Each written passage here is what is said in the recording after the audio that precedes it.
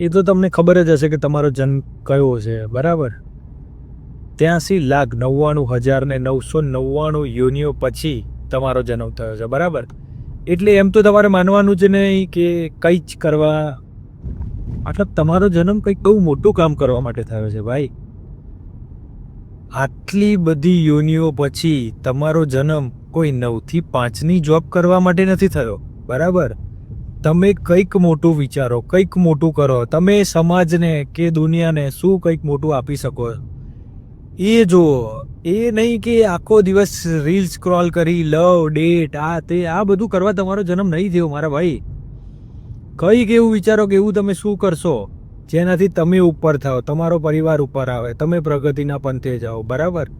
બાકી ટાઈમપાસ કરવા તમારો જન્મ નથી થયો મારા ભાઈ. અને જો આટલી બધી યોનિઓ પછી પણ હજુ તમારાથી કંઈ ઉખડ્યું નહીં ને, તો થવું છે તમારી પર, બરાબર? એટલે હજુ બી ટાઈમ છે, હજુ બી મગજને શાંત કરો, એક જગ્યાએ ફોકસ કરો, કંઈક કામ કરો. ટાઈમ લાગશે, એવું નહીં થાય.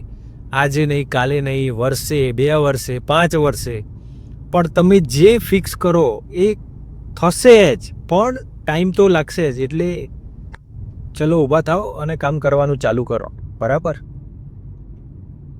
જય શ્રી રામ.